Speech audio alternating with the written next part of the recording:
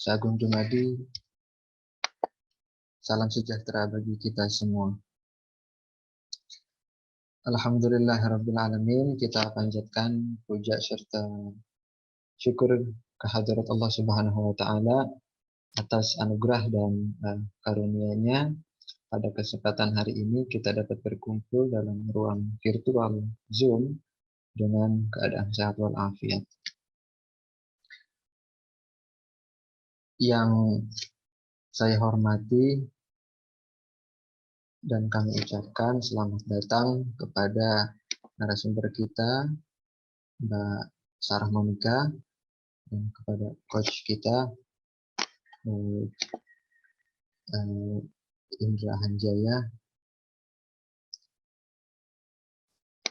Dan sebelumnya perkenalkan, saya Ahmad Suparlan yang insya Allah akan memandu acara kita saat ini sampai selesai nanti. Teman-teman yang di sini yang belum on cam, boleh dong on cam. Ada Mas Aud Sujadi, ada Mas Hafiz, dan teman-teman yang lain yang belum on cam, biar tambah akrab. Baik teman-teman, sebelumnya izinkan saya membacakan agenda diskusi kita pada malam hari ini. Dan salah satunya yaitu diskusi yang sangat menarik sekali teman-teman. Dan tentunya dengan tokoh yang hari ini kita peringati setelah 142 tahun yang lalu, tepat pada hari ini telah lahirlah seorang tokoh penggerak dan pejuang wanita asal Jepara, Jawa Tengah, yang bernama lengkap Raden Ajeng Kartini. Dan ia tergolong sosok wanita yang kritis dan progresif di zamannya. Nah, dan ayahnya yang bernama Raden Mas Adipati Aryo Sosroningrat, kemudian dengan sanad atau silsilah Raden Ajeng Kartini ini dari ayah yang bersambung sampai Sri Sultan Hamengkubuwono ke-4 dari garis keturunan ayah. Dan garis keturunan Sosroningrat sendiri bisa terus ditelusuri hingga pada masa kerajaan Majapahit. Baik teman-teman, di sini tentunya saya tidak akan sendirian, saya ditemani juga oleh moderator terbaik kita, yaitu Mbak Eka Nurjana. Assalamualaikum Mbak Eka. Waalaikumsalam warahmatullahi wabarakatuh. Gimana kabarnya Mbak Eka? Alhamdulillah, baik Mas Parlan. Syukurlah. Baik, untuk mempersingkat waktu, mungkin kita akan melanjutkan ke sesi acara selanjutnya.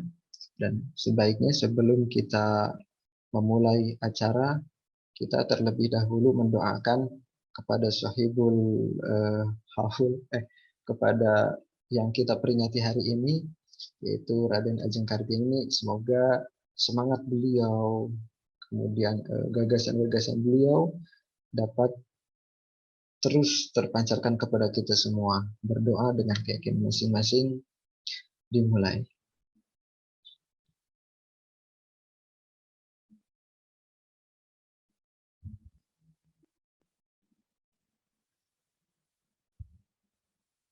Selesai. Baik, menginjak acara selanjutnya, yaitu kita akan bersama-sama menyanyikan lagu kebangsaan kita, lagu Indonesia Raya. Sebelum menyanyikan lagu Indonesia Raya, dimohon kepada hadirin untuk berdiri.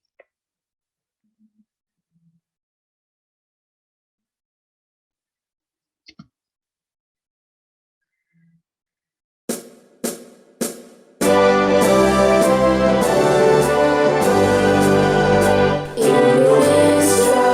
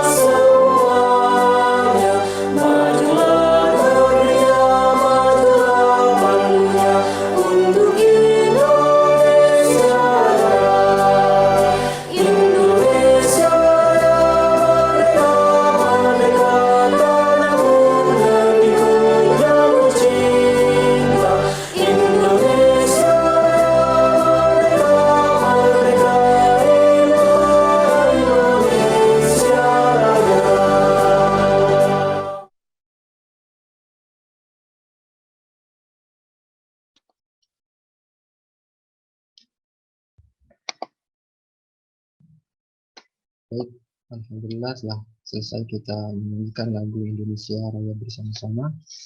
Semoga dengan menyanyikan lagu Indonesia Raya teruslah bertumbuh jiwa nasionalisme kita, jiwa semangat kita, semangat merah putih.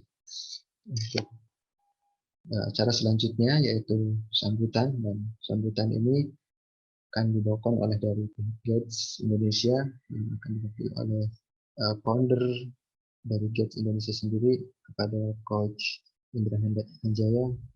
Kami persilakan.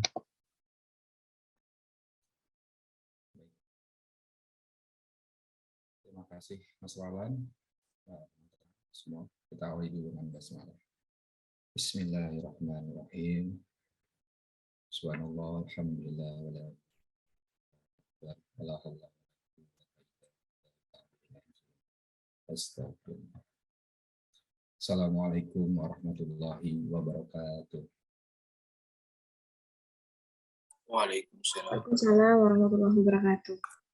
Allahumma sholli ala sayyidina Muhammad wa ala ali sayyidina Muhammad. Rabbi sholli sadri wa yassirli amri wa hlul 'uqdatam min lisani yafqahu qawli. Puji syukur kehadirat Allah Subhanahu wa taala, takdir mempertemukan kita pada sub yang insya Allah muliakan. Selawat serta salam tercurah kepada baginda seluruh alam, Nabi wa Nabiyana Sayyidina wa Maulana Sallallahu Alaihi Wasallam. Salam juga tercurah kepada daripada guru-guru kita yang sampai saat ini masih menjadi persambungan dari tali ruh kita untuk kita selalu sadar penuh dan hadir untuk akan tujuan dan makna kita. Saya ucapkan selamat datang kepada Mbak Sarah Monica. Alhamdulillah, saya ucapkan terima kasih pula hari ini bisa bertatap muka, bersilaturahmi ya di GES Indonesia, Panca Allah Institute, di mana pada kesempatan yang berbahagia ini ada satu sosok yang di rumah itu ada satu lukisan yang terbaik, Ibu Kartini, Raden Ajeng Kartini. Satu hal yang orang melihat R.A. Kartini ini hanya sebagai sosok atau aktivis pendidikan, atau di luar sana banyak yang menilai konsep apa perempuan yang dimadu. Tapi kenapa sih hanya itunya aja yang diketahui? Nah, dalam program Sulu Nusantara ini adalah program yang kita ini ingin menyalakan sebuah api peradaban yang munculnya dari Nusantara. Semoga Mbak Sarah Monica dengan ikhlas bisa men-share kebaikan-kebaikannya pada malam hari ini dan dengan tujuan menyalakan api peradaban. Karena perempuan itu penting, maka saya sangat berharap kepada semua peserta Zoom, mobil khusus teman-teman ya yang laki-laki khusus ini bisa tahu bahwa sebuah peradaban tidak akan pernah terlahir tanpa didikan dan lahir dari seorang wanita. Peradaban yang besar itu juga akan terlihat dari lahirnya seorang anak dari rahim seorang ibu. Nah, makanya ini salah satu titik peradaban untuk kita melahirkan generasi baru. Ya, seorang wanita yang akan lahir dari seorang wanita, yang akan lahir dari seorang ibu, yang mana seorang laki-laki untuk memilih atau melahirkan generasi baru, ia memulai dari pertama memilih ibunya. Kalau ibunya baik, pasti anaknya baik, karena perempuan adalah madrasah pertama. Ya, perempuan adalah madrasah pertama. Makanya untuk bab tentang ini, laki-laki pun harus benar-benar paham betul. Saya bilang di Instagram saya, di WhatsApp saya, bahwa ada satu yang harus kita kuasai untuk menyempurnakan takdir ilahi. Salah satunya jadi perempuan dengan cara nyantri. Nah, Oh gitu ya. Kalau di Sunda itu ada 3 ajaran. Ada namanya Nyantri, Nyunda, dan Nyakola. Ya, kalau di konsep umum dunia pendidikan atau dunia pemberdayaan diri ada yang kita kenal dengan konsep intelektual, emosional, dan spiritual. Dan di konsep ajarannya ada Unang, Uning, Unong. Nah, sebenarnya 3 hal ini yang paling menunjukkan hasil yang sangat baik teman-teman semua adalah bagaimana caranya seorang perempuan itu mampu menjalankan lelaku spiritualnya dengan cara tirakat. Tirakat yang dilakukan oleh R.A. Kartini inilah yang membuat satu peradaban lahir bahwa perempuan itu harus muncul. Perempuan itu akan menjadi warna. Perempuan itu akan memberikan sebuah udara. Kalau bicara dalam sebuah ruangan, perempuan itu seperti AC, seperti udara. Ya, kalau misalkan tidak ada perempuannya ya tidak semangat. Bahkan juga Nabi Adam di surga merasa kesepian ketika tidak ada Hawa. Nah, makanya saya ingin mengajak jangan pernah kita untuk melihat perempuan sebelah mata. Bahkan CEO besar di seluruh dunia ini banyak juga yang perempuan. Di perusahaan pula kalau misalkan laki-laki sama perempuan kerja, lebih banyak perempuannya yang gajinya lebih besar daripada laki-laki. Ada apa? Ada apa sih rahasianya perempuan? Nah, mungkin nanti akan dijelaskan ya oleh Mbak Sarah Monica yang alhamdulillah bisa membersamai program Seluruh Nusantara di volume keempat ini, dan program ini akan bisa berdampak dan bermanfaat khususnya buat teman-teman yang hadir dan nanti akan dipublis ya supaya maknanya atau keilmuannya, sharingnya ya bisa tersebar dan bermanfaat. Itu aja mungkin untuk sambutan dari saya. Terima kasih kepada seluruh tim GIPS Indonesia Pancawala Institute, lebih khusus pemateri yang pada kesempatan hari ini sangat prima ada di hadapan saya ya. Mbak Sarah, semoga sehat selalu. Lain kali mungkin kita bisa bertemu dan silaturahmi, memanjang kolaborasi yang mungkin akan bisa menyalakan api-api peradaban dalam bidang yang lainnya. Ya, itu aja mungkin saya kembalikan ke moderator, saya tutup. Assalamualaikum warahmatullahi wabarakatuh. Waalaikumsalam warahmatullahi wabarakatuh. Terima kasih kepada Coach Rahanjaya. Semoga sambutannya menjadi lebih cerah lagi ke depan, insya Allah, bersama GIPS Indonesia. Untuk mempersingkat waktu, di sini tentunya saya tidak sendiri dan tadi sudah ditemani oleh moderator terkece kita, yaitu Mbak Eka Nurjana. Untuk waktu dan tempat kami silakan.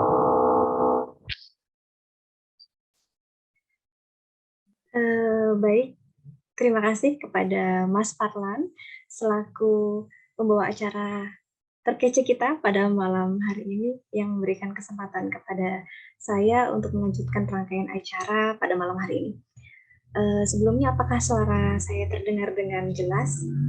Jelas, Mbak. Baik, pertama-tama izinkanlah saya untuk menyapa teman-teman yang sudah sama-sama hadir pada malam hari ini. Assalamualaikum warahmatullahi wabarakatuh. Waalaikumsalam warahmatullahi wabarakatuh.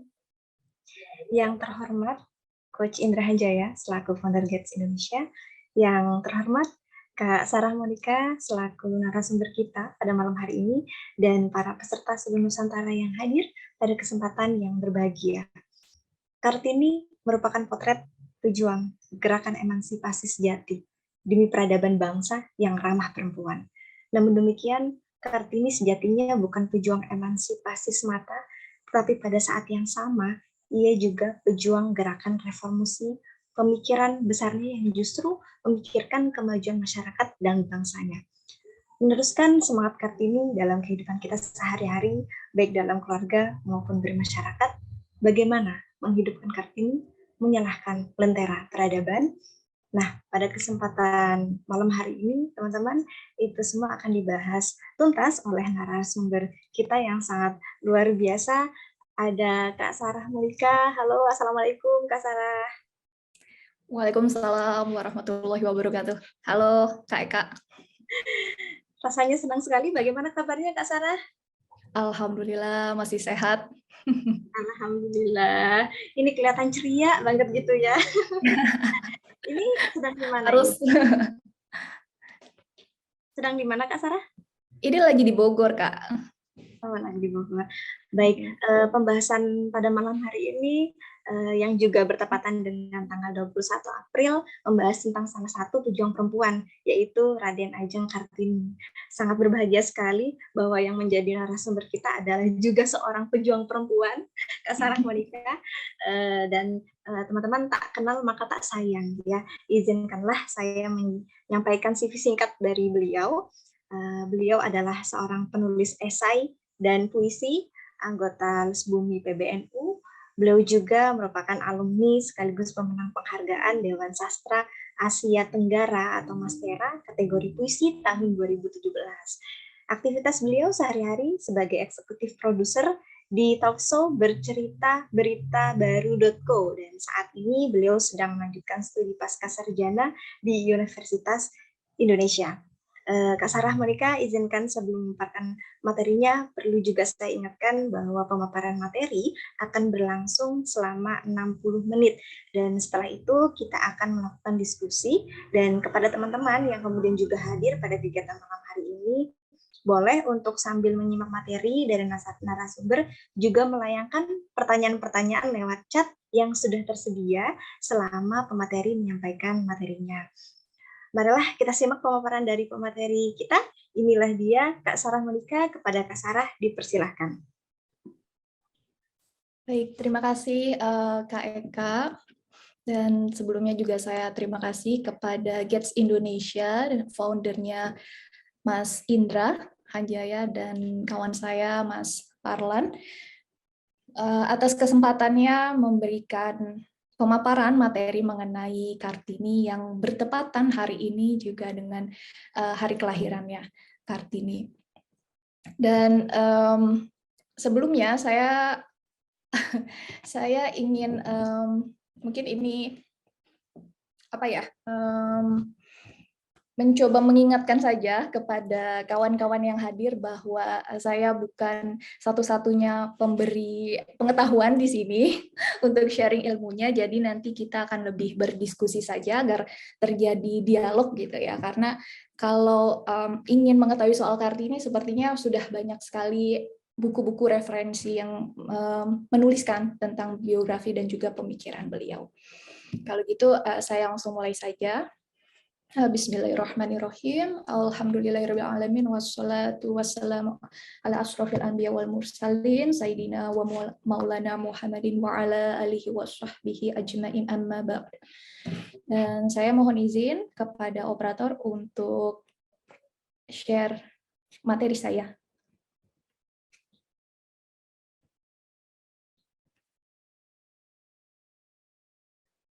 Kurang lebih 1 jam ya pemaparannya.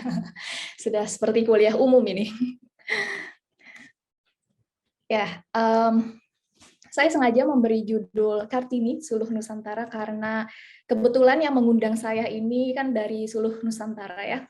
Dan Kartini memang salah satu tokoh yang menyalakan api, yang menyalakan suluh di Nusantara kita. Beliau seorang tokoh penggerak, seorang boleh dikatakan revolusioner karena pemikiran beliau yang cukup progresif di masanya saat itu. Jadi saya pikir tepat untuk memberi judul materi ini Kartini Suluh Nusantara. Baik, kita akan berangkat dari gagasan-gagasan Kartini terlebih dahulu yang umumnya sudah diketahui oleh publik atau minimal bagi mereka yang memang membaca karya-karya biografi atau pemikiran tentang Kartini. Jadi saya dapat memberi kategorisasi gagasan-gagasan Kartini dalam 5 poin. bagaimana dia dicatat oleh sejarah selama ini, bagaimana dia direpresentasikan secara gagasan-gagasannya oleh para pemikir kita ataupun para pemikir luar. Jadi yang pertama adalah Kartini ini dia memiliki gagasan mengkritik feodalisme Jawa. Kalau barangkali saat ini juga memang masih berlaku, tapi masa ketika Kartini hidup itu memang betul-betul kental dengan adat istiadat atau masa feodalisme yang saat itu berlaku. Contohnya bagaimana Kartini dan adik-adiknya ini saling berlaku di dalam rumah. Jadi seorang anak yang lebih muda itu tidak boleh berjalan mendahului yang lebih tua. Kemudian kalau yang adik ini dia menyampaikan sesuatu kepada kakaknya, dia harus melakukan sembah setelah berkata-kata tersebut. Jadi melakukan sungkem setelah dia menyampaikan sesuatu. Dan kemudian Kartini melakukan gebrakan di dalam rumahnya dengan menyampaikan pada adik-adiknya bahwa dia tidak ingin disembah, dia tidak ingin adik-adiknya berjalan merangkak di depannya ketika mereka mau lewat, dan semua unggah-ungguh yang menurut Kartini ini sudah tidak ada manfaatnya gitu untuk dipraktikkan, minimal di dalam rumah. Kemudian juga bagaimana sistem feodal yang ada di Jawa ini memberlakukan tradisi pingit bagi perempuan-perempuan yang sudah memasuki usia nikah. Jadi ketika Kartini selesai sekolah di ILS, saat itu usianya sudah 12 tahun, kemudian karena dia harus menjalankan tradisi yang diberlakukan oleh keluarganya dan oleh masyarakat Jawa pada umumnya saat itu, dia harus berada di dalam rumah dipingit sampai kemudian nanti ada calon suami yang mau meminang dia. Dan proses pingitan yang dialami oleh Kartini kurang lebih 6-8 tahun. Saat itu sebenarnya Kartini punya sebuah impian bahwa dia bisa meneruskan sekolahnya dari ILS ke HBS. Tapi itu tidak mungkin di masanya, karena yang bersekolah, sebenarnya yang bersekolah di ILS pun itu untuk para anak-anak laki-laki.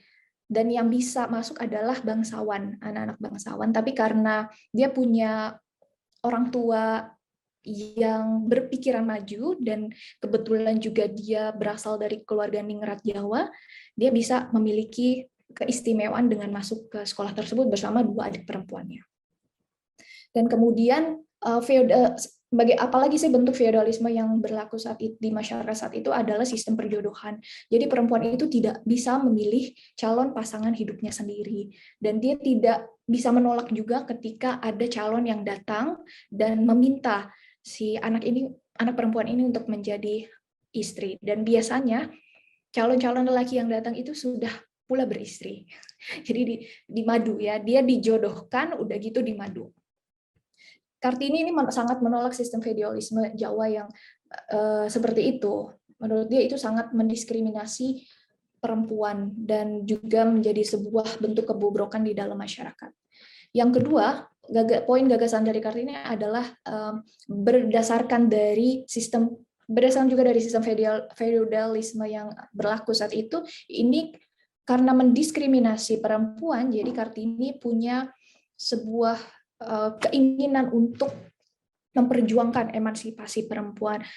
Artinya dia ingin menolak poligami, kemudian menolak perjodohan, kemudian mendorong akses dan hak pendidikan bagi perempuan, juga kesetaraan antara perempuan dan laki-laki. Artinya dalam wilayah atau ranah yang dimasuki oleh lelaki bisa juga sebenarnya dimasuki oleh perempuan, misalnya di ranah pendidikan, di ranah publik di mana perempuan bisa beraktivitas di luar rumah, dan juga keadilan untuk memperoleh nafkah sendiri dan hak memilih jodoh gitu, memilih pasangan hidup.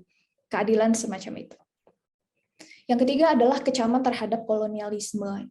Kartini dia tidak berpikir untuk dirinya sendiri saat itu. Di usia yang sangat muda dia sudah sangat kritis memandang bagaimana fenomena masyarakatnya berlangsung di depan matanya. Bagaimana rakyatnya, karena kebetulan dia adalah bangsawan, dia keturunan dari Bupati Jepara, dia melihat penindasan yang dialami oleh rakyatnya, yang dilakukan oleh sistem kolonialisme.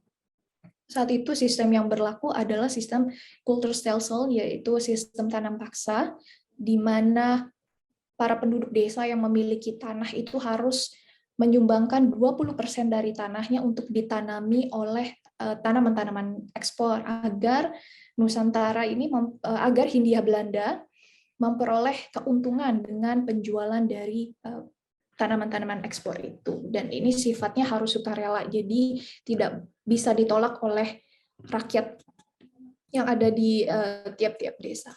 Kemudian juga bagaimana kolonialisme ini memang mengakibatkan pembodohan rakyat, tidak ada akses terhadap pendidikan, karena yang hanya mendapatkan pendidikan itu cuma kalangan bangsawan, kalangan yang dididik untuk menempati posisi-posisi birokrasi yang tentunya bermanfaat untuk kebutuhan kolonial, para kolonial.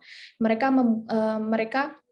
memanfaatkan para bangsawan ini dengan sekolah agar bisa menjadi pegawai-pegawai dari kolonial, dan di luar itu tidak ada akses pendidikan yang memang diperoleh oleh rakyat kebanyakan.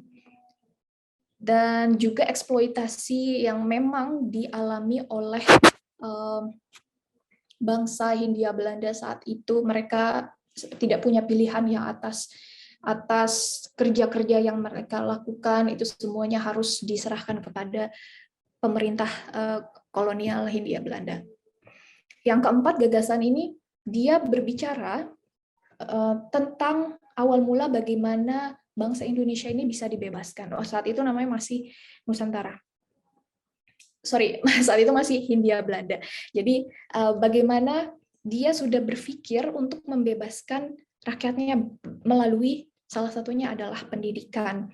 Dia mencetuskan ide tentang kebebasan, tentang kemerdekaan, tentang kesetaraan, dan sebenarnya ini juga dipengaruhi oleh revolusi Prancis yang terjadi di masa itu. Jadi karena revolusi Prancis itu kan punya prinsip mengenai egalite, fraternite, dan liberté. Jadi kesetaraan, persaudaraan, dan kemerdekaan. Ya, ini sebenarnya anak dari perubahan zaman. Saat itu sedang berlangsung zaman pencerahan kan, Aufklärung atau Enlightenment, yang berdampak pada terjadinya revolusi Prancis, dan kemudian efek ini semakin luas, bahkan menjangkau ke wilayah Hindia Belanda, dan salah satunya Kartini yang memang dia terpengaruhi oleh ide-ide revolusi Prancis yang saat itu sedang berkembang. Kemudian yang kelima adalah Kartini, selain bahwa dia seorang pejuang emansipasi perempuan, dia juga tokoh pendidikan.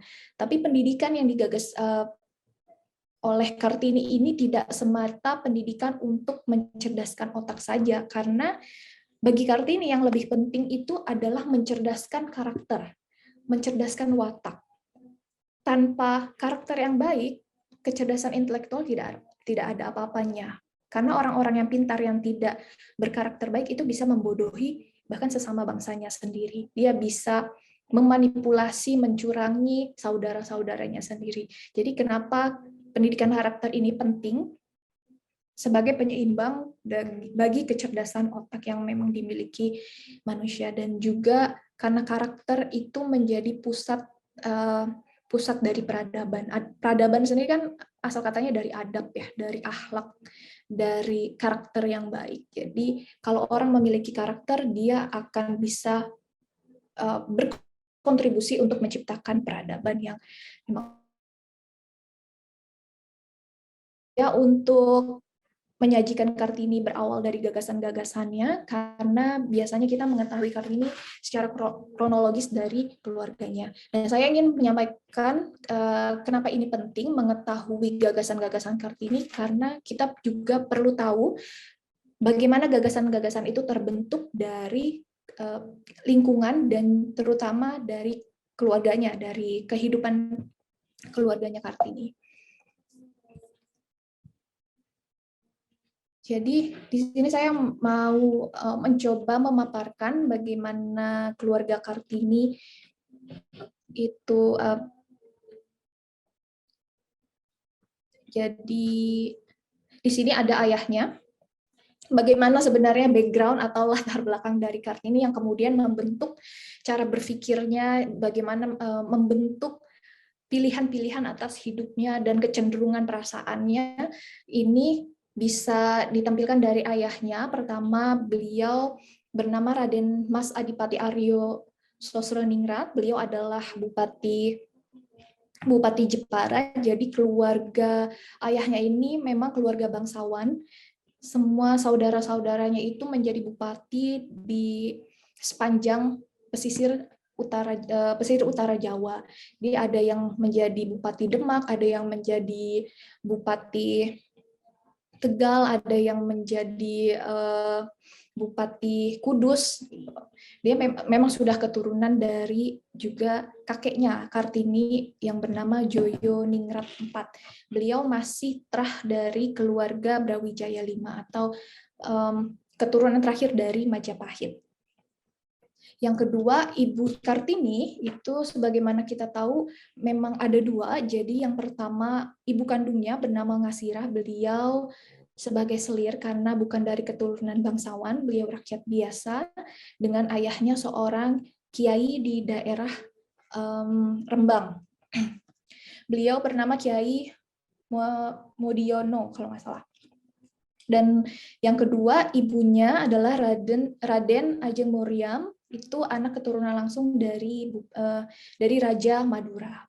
Beliau dinikahi untuk melegitimasi posisi ayahnya Kartini sebagai Bupati Jepara yang memang harus memiliki permaisuri. Dan dipilihlah R.A. Muriam ini sebagai Garwa Padmi.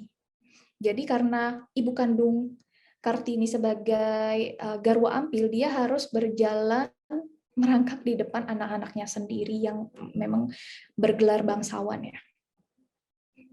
Kemudian yang ketiga, ini juga salah satu kakak Kartini yang terkenal tapi jarang dibahas dalam sejarah. Padahal sebenarnya kontribusinya sangat menarik untuk ditelusuri sebagai satu warisan sejarah yang menginspirasi.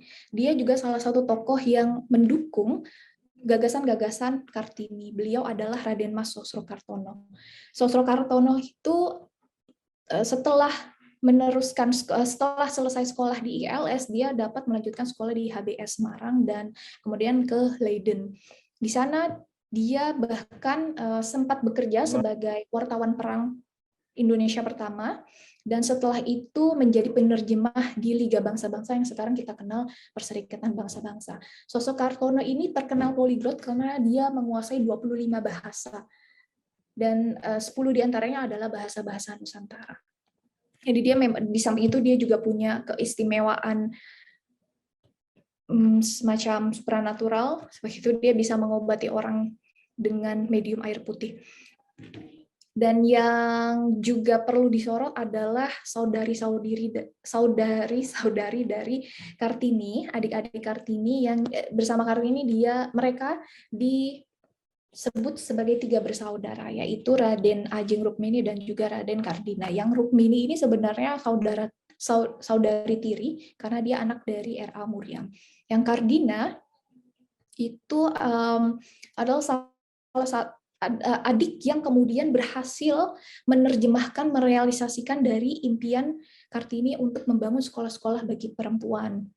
Jadi setelah Kartini wafat di tahun 1904, Raden Ajeng Kardinah ini dia beruntung karena bisa memiliki suami yang sangat support ide-idenya mengenai emansipasi perempuan.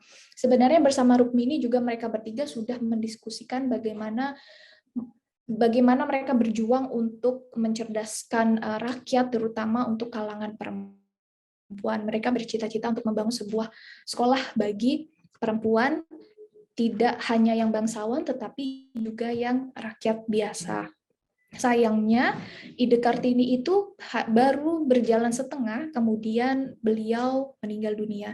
Dan akhirnya si Kardinah ini justru karena dia memiliki akses terhadap politik dan juga ekonomi karena dia memiliki suami Bupati Tegal, yaitu RM Rekso Harjono, dia bisa membangun sebuah sekolah kepandaian putri di tahun 1916 bernama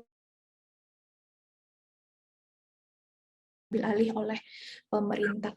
Selain membangun sekolah, Kardinah juga membangun sebuah rumah sakit di wilayah Tegal juga untuk kebutuhan kesehatan bagi rakyat setempat. Selanjutnya, saya ingin menjelaskan salah satu aspek dari kehidupan Kartini, penjara dan privilege. Sebenarnya Kartini ini setelah dia lulus dari ILS, kemudian harus mengalami proses pingitan ya, tradisi dipingit sambil menunggu calon suaminya tuh datang meminang dia, yang dia sendiri tidak tahu calon suaminya siapa. Jadi di dalam rumah tersebut dia ibarat di penjara karena dia tidak bisa, menurut tradisi setempat dia tidak bisa keluar rumah sama sekali, bahkan ke serambi rumahnya pun itu hanya beberapa kali saja karena memang dilarang menurut adat istiadat feodalisme Jawa saat itu. Dia tidak bisa melanjutkan sekolahnya, dia tidak bisa berinteraksi dengan teman-temannya kecuali kalau mereka memang mau datang ke rumahnya Kartini. Dan di rumah itulah kemudian sebenarnya kenapa saya menyebut dia punya privilege, karena dia seorang bangsawan, dia punya kecukupan untuk belajar, untuk mengakses majalah-majalah, koran-koran, juga buku-buku berbahasa Belanda. Juga dia biasanya dikirimi buku-buku tersebut oleh kakaknya, Sosro Kartono, dan dia memperoleh juga buku-buku atau majalah lain dari langganan ayahnya atau bahkan dari teman-teman penanya yang sahabat penanya yang ada di Belanda. Jadi meskipun dia di penjara, Kartini ini punya keleluasaan untuk belajar, terutama yang bahan-bahan berbahasa Belanda, dan dia semakin fasih menggunakan bahasa tersebut untuk menulis dan juga untuk membaca karya-karya yang memang sebenarnya jauh melampaui usianya saat itu. Masa pingitan Kartini itu berlangsung di tahun 1892, kemudian sampai 98, dan setelah itu karena ayahnya mendapat kecaman dan mendapat kritik juga saran dari teman-teman Belandanya, jadi dia didesak untuk mengeluarkan Kartini dari masa pingitan.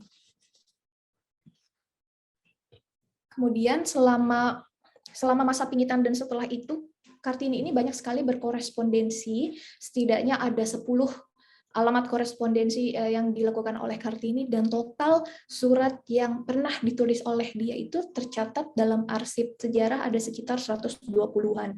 Tapi hanya sekitar 105 yang kemudian disunting oleh Abendanon ini dan dijadikan buku yang kita kenal sekarang bernama Habis Gelap Terbitlah Terang, dengan judul aslinya itu Duisternis Tochlik. Kemudian selain dengan Abendanon, ini suami istri ya, J.H. Abendanon, beliau merupakan direktur Departemen Pendidikan Agama dan Industri. Awalnya Kartini jadi karena ayah Kartini adalah seorang Bupati Jepara, dia punya koneksi, dia punya relasi dengan para pejabat-pejabat kolonial, yang salah satunya adalah penasehat kolonial yang bernama Snoehoe Branch. Beliau adalah seorang teolog, antropolog, yang kita kenal juga sebagai Intel Belanda sebenarnya. Kemudian dimulai dari itu, dari perkenalannya Kartini dengan Snoehoe Branch, saat itu karena Kartini ingin menanyakan beberapa hal mengenai keislaman, dan akhirnya Snoehoe Branch ini menyambungkan Kartini dengan Abendanon. Lalu selain dengan dia juga berkenalan dengan Mary C.E. Windsor, itu adalah istri dari asisten residen Jepara. Beliau justru salah satu orang yang pertama yang berhubungan dengan Kartini, dan yang paling kita kenal selanjutnya adalah dia berhubungan dengan Stella apa ini malah sayang, Zehandler. Tulisannya malah sayang lupa. Stella Zehandler, beliau adalah seorang aktivis feminis Partai Buruh Sosial Demokrat. Beliau ini adalah teman pena Kartini yang memang menanggapi. Jadi ada sebuah iklan surat di majalah Belanda saat itu. Kartini menyampaikan bahwa dia ingin berkenalan dengan seorang perempuan dari Belanda yang bisa menginspirasi pemikiran-pemikiran Kartini, dan kebetulan saat itu yang merespon adalah si Stella Zehandler ini. Majalahnya saat itu bernama majalah Hollandis Lely. Dia memasang iklan mencari saat pena di sana. Salah satu surat kepada Stella itu yang bertanggal 25 Mei 1899, dia mengatakan bahwa saya ingin sekali berkenalan dengan gadis modern yang berani, yang dapat berdiri sendiri, yang menarik hati saya sepenuhnya, yang menempuh jalan hidupnya dengan langkah cepat, tegap. Gadis yang selalu bekerja tidak hanya untuk kepentingan dirinya sendiri, tapi juga berjuang untuk masyarakat luas, bekerja demi kebahagiaan banyak sesama manusia. Dan di sini terlihat bagaimana Kartini sangat mengagungkan sosok perempuan yang modern dalam arti yang independen, yang mandiri, yang dia bisa menentukan pilihan-pilihan hidupnya sendiri, dia bisa bersekolahkah atau bekerjakah, dia mau menikah atau tidak mau menikah. Itu perempuan yang punya independensi seperti itu. Kemudian setelah masa pingitannya berakhir ketika tiba-tiba datang Bupati Rembang yang bernama RMAA Joyo Adiningrat. Beliau datang meminang Kartini, padahal sebenarnya beliau sudah memiliki 3 orang istri, dan justru istri pertamanya itu meninggal, dan sepanjang di akhir hayatnya itu banyak membicarakan mengenai Kartini. Jadi istri pertama dari Joyo Adiningrat ini sangat mengagumi sosok Kartini, dan dia ingin sekali berkenalan dengan Kartini. Akhirnya dengan menggenggam surat ketika dia menghembuskan nafas terakhirnya, kemudian Joyo Adiningrat ini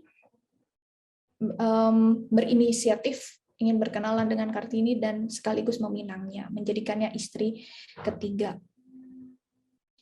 Yang tragis adalah tidak lama setelah menikah di tahun 1903, kemudian memiliki anak di tahun 1904, Kartini meninggal 4 hari setelahnya. Jadi baru menikah setahun, baru saja punya anak yang bernama Susilat ya.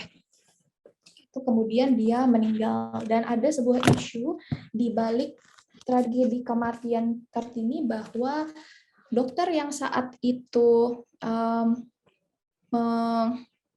menangani Kartini yang bernama Van Revestein ini tidak cakap, dituduh tidak cakap, dan juga ada isu bahwa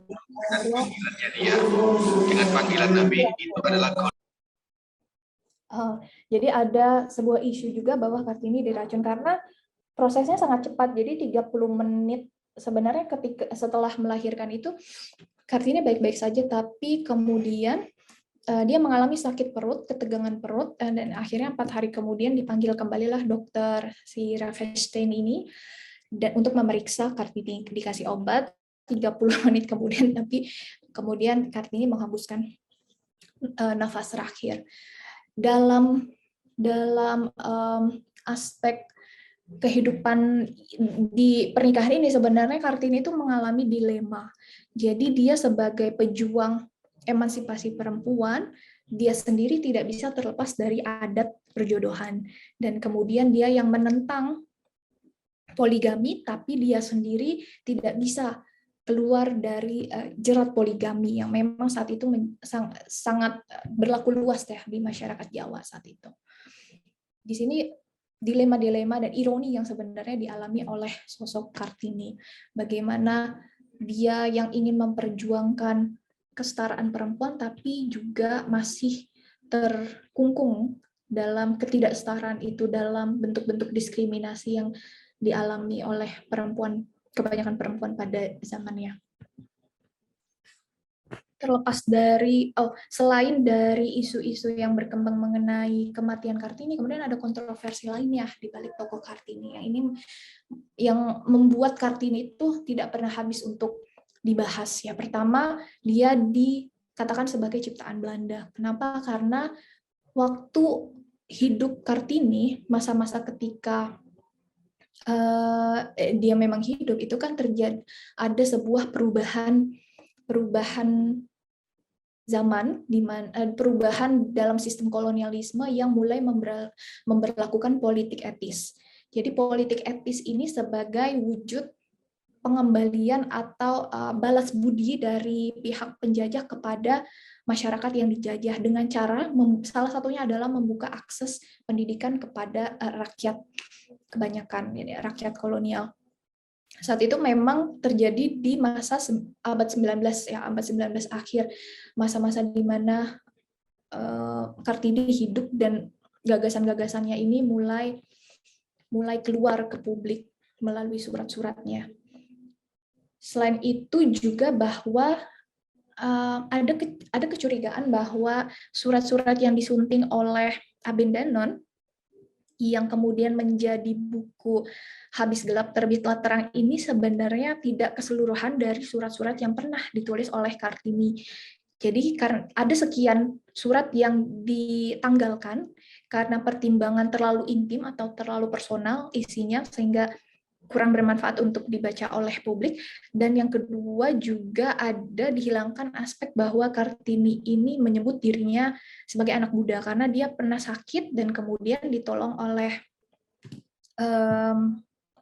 seorang pengobat Tionghoa ya kalau nggak salah, dan dia meminum air dari Sio, dari Abu Sio. Nah, setelah itu Kartini sembuh. Jadi karena dia memahami salah satu pengalamannya ini, dia menganggap dirinya itu anak Buddha dan dia mulai menjadi vegetarian. Jadi dia tidak makan daging setelah itu. Jadi Kartini dengan beberapa faktor ini dia dianggap sebagai ciptaan Belanda. Karena memang saat itu dia dibilang sebagai salah satu anak kolonial yang berhasil menelurkan gagasan-gagasan mengenai pendidikan. Lalu yang kedua juga ada gugatan dari Harsha Webachtiar. Dia menulis buku itu di tahun 1979. Buku yang berjudul Kartini dan Peranan Wanita dalam Masyarakat Kita. Dia menggugat bahwa sebenarnya istilah apa ya, label gelar pahlawan nasional yang disandang oleh Kartini ini sebenarnya bisa lebih baik diberikan kepada tokoh-tokoh perempuan lainnya yang memang lebih berhasil menjalankan sekolah-sekolah pendidikan bagi perempuan seperti Dewi Sartika atau Rohana Kudus. Jadi dia melihat bahwa Kartini ini sebenarnya sebuah paradoks dan kurang layak memperoleh gelar pahlawan untuk tokoh perempuan Indonesia. Ini salah satu gugatannya dari Harsha Bachtiar. Kemudian terkait dengan sifat paradoks tersebut, ya karena Kartini ini dia di masanya itu kan memang sangat memperjuangkan ide-ide tentang kebebasan dan kesetaraan perempuan, tapi kemudian dia sendiri tidak bisa terlepas dari tradisi tersebut. Dia begitu mencintai ayahnya sampai tidak kuat menolak perjodohan yang direncanakan oleh ayahnya. Di satu sisi, tapi sebenarnya ada sebuah arsip sejarah lain yang menyebutkan bahwa keinginan Kartini untuk menerima Joyo Adiningrat sebagai suaminya, dia bersifat politis, bersifat taktis, karena dia ingin memanfaatkan posisi dan akses suaminya tersebut untuk mewujudkan cita-citanya, sebagaimana si Kardina menggunakan atau memanfaatkan posisi suaminya untuk membangun sebuah sekolah kepandaian bagi perempuan.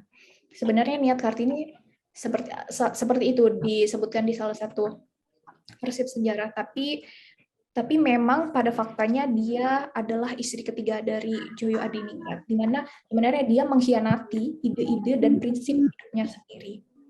Di sini dikatakan bahwa dia bersifat paradoks.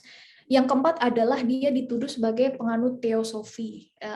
Dalam beberapa suratnya Kartini dia menjelaskan bagaimana posisi dia sebagai umat Muslim, karena dia memang keturunan Muslim, karena semata-mata orang tuanya adalah Muslim, tapi dia sendiri belum memahami bagaimana menjadi Muslim yang baik, dan dia memaknai Tuhan itu dalam sebuah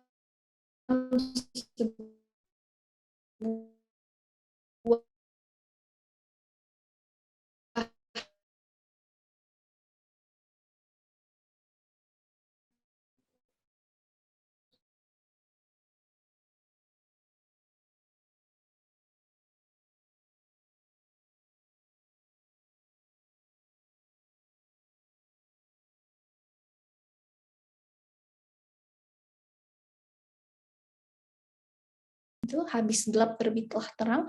Jadi terang atau nyala atau lentera atau suluh ini sangat identik dengan sosok Kartini yang memang dia membawa sebuah titik-titik api pemikiran yang kemudian semakin berkembang oleh dan dikembangkan oleh para pemikir-pemikir setelah zaman Kartini, karena dia hidup juga sangat singkat ya, tidak lebih dari 25 tahun. Untuk usia sangat muda dan sebagaimana tokoh-tokoh besar lain yang memang meninggal muda, Kartini ini bukan hanya patut untuk dikenang, tapi bagaimana gagasan-gagasannya itu bisa terus diaktualisasikan, dihidupkan sesuai dengan konteks zaman yang terus berubah. Di sini kita melihat bahwa Kartini itu sebagai ide perubahan. Jadi pertama kita lihat kontribusinya. Salah satunya adalah menempatkan perempuan, bahwa perempuan ini sangat atau perlu dan dapat berperan aktif dalam arus zaman yang tengah berubah. Zaman ketika Kartini hidup itu adalah zaman di mana kolonialisme juga sedang mengalami perubahan sistem menjadi politik etis, yang memberlakukan politik etis. Dan secara global, zaman tengah berubah karena ada faktor Aufklärung yang terjadi di wilayah Eropa. Jadi karena masa kegelapan itu sudah digantikan oleh masa pencerahan, oleh masa Enlightenment, di mana manusia menempati posisi sentral, menggantikan doktrin-doktrin agama dan juga autokrasi gereja saat itu. Jadi manusia memiliki otoritas ya untuk dia menentukan jalan hidupnya sendiri, untuk mengelola sumber daya alam, dan juga untuk membentuk bagaimana peradaban ini seharusnya ditata. Itu adalah konsekuensi dari Aufklärung atau yang menandakan lahirnya zaman modernitas. Dan pemikiran-pemikiran Kartini juga sebenarnya tidak bisa terlepas dari gagasan-gagasan mengenai modernitas, bagaimana manusia itu bisa menentukan pilihan-pilihan hidupnya, bagaimana manusia, terutama perempuan, bisa bertindak atas keinginannya sendiri, atas pemikirannya sendiri, tidak semata-mata didikte oleh pemikiran laki-laki atau oleh sistem patriarki yang berlangsung, apalagi ditambah dengan sistem feodal yang memang menjadi kunci dari tumbuhnya patriarki tersebut. Dan juga bagaimana perempuan ini memiliki hak untuk memperoleh pendidikan, dan juga secara umum ya rakyat kebanyakan, karena tanpa pendidikan, tanpa bangsa ini dicerdaskan, tidak mungkin kita bisa memperoleh sebuah kemerdekaan sebagai sebuah nation. Tapi memang Kartini juga menyadari bahwa proses pencerdasan bangsa itu akan berisiko terhadap posisi kolonialisme, posisi penjajah kolonial yang berada di Hindia Belanda. Jadi kenapa dibuat bodoh agar bangsa Hindia Belanda ini tidak melawan terhadap aturan-aturan yang diberlakukan oleh kolonial. Bahkan ketika Kartini memang punya niatan untuk pergi melanjutkan sekolah ke Belanda, saat itu sudah ada beasiswa yang memang ditawarkan kepada Kartini, tapi pada akhirnya dia menolak karena juga dipengaruhi oleh tokoh Belanda yang lain. Di dalam sejarah ditulis itu adalah Abendanon. Jadi akhirnya dia tidak pergi ke Belanda untuk meneruskan sekolah dan tidak jadi ke Batavia juga untuk menempuh pendidikan dokter, karena pada akhirnya dia menikah di tahun 1903. Itu kemudian ya itu menjadi sebuah contoh bagaimana sebenarnya upaya-upaya pencerdasan, upaya-upaya memperoleh pendidikan yang ingin dilalui oleh anak-anak bangsa ini kemudian mengalami hambatan-hambatan. Yang kedua adalah masalah kontekstualisasi. Jadi bagaimana Kartini sebagai ide perubahan ini dia harus ditempatkan pada situasi zaman yang memang terus berubah.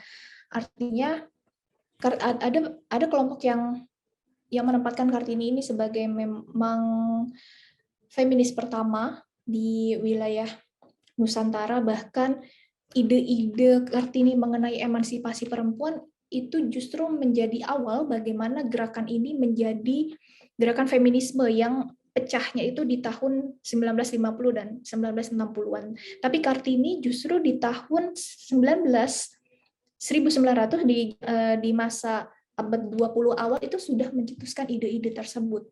Ya salah satunya karena hasil pertukaran gagasannya dengan seorang aktivis feminis dari Partai Sosial Demokrat Belanda, yaitu si Stella Zeehandeler itu. Di sini kemudian memang perlu dilihat bahwa sebenarnya gagasan feminisme Barat itu tentu saja berbeda dengan gagasan perempuan yang dimaksudkan oleh Kartini.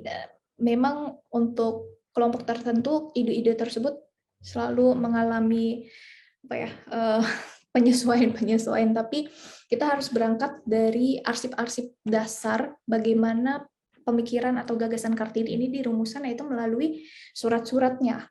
Tapi anehnya surat-surat yang ada dan terarsipkan dengan baik, terutama di perpustakaan Leiden di Belanda, yaitu di KITLV, itu justru hanya surat-surat yang ditulis oleh Kartini. Kemana surat-surat yang ditulis untuk Kartini itu tidak pernah ditemukan sampai sekarang. Padahal kalau bisa ditemukan itu justru menjadi sebuah pengetahuan yang lebih komprehensif ya. Jadi bagaimana Kartini menerima input pemikiran dari para korespondennya itu juga penting untuk diketahui. Sayangnya itu tidak pernah ditemukan sampai sekarang. Lalu untuk masalah kontekstualisasi ini saya melihat bagaimana Kartini menempatkan perempuan itu sebagai kunci peradaban. Kenapa dia sangat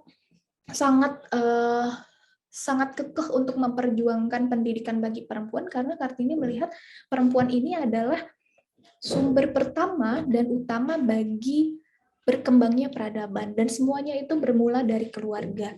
Jadi bagaimana seorang perempuan bisa mendidik calon generasi yang dapat berkontribusi bagi peradabannya kalau dia sendiri tidak memiliki pendidikan. Jadi seorang perempuan itu dia harus cerdas dulu, kemudian bisa menurunkan kecerdasannya, bisa membentuk anak dan generasinya menjadi generasi yang memang nanti membangun sebuah peradaban yang baik di Nusantara. Jadi di sini Kartini melihat bahwa perempuan itu menjadi kunci peradaban yang bermula dari lingkup keluarga. Itu. Lalu di salah satu surat Kartini terkait dengan bagaimana ide-idenya tentang perubahan, dia menulis surat kepada Stella dan mengatakan bahwa perubahan akan datang di Bumi Putra. Jika tidak, karena kami pasti dari orang lain. Emansipasi telah berkibar di udara, sudah ditakdirkan. Dan siapapun yang terpilih oleh nasib menjadi ibu ruhani untuk melahirkan yang baru harus menanggung derita. Ini adalah hukum alam. Siapa yang melahirkan harus menanggung kesakitan saat melahirkan, bahkan sebelum yang lain menyangka kedatangannya. Bayi yang menghampiri kami melalui luka derita itu teramat sangat kami cintai. Ini merepresentasikan bahwa seseorang yang melahirkan pemikiran-pemikiran baru, gagasan baru yang mungkin di zamannya itu menjadi sebuah anomali, menjadi sebuah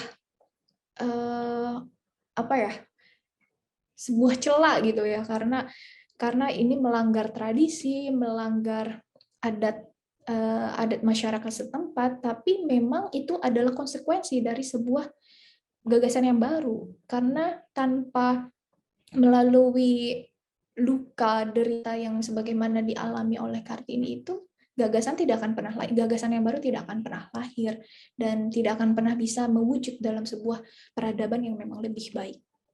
Saya kira itu saja dari saya. Kita bisa berdiskusi lebih lanjut ya mengenai, saya kayaknya sudah banyak yang bertanya juga nih di kolom chat.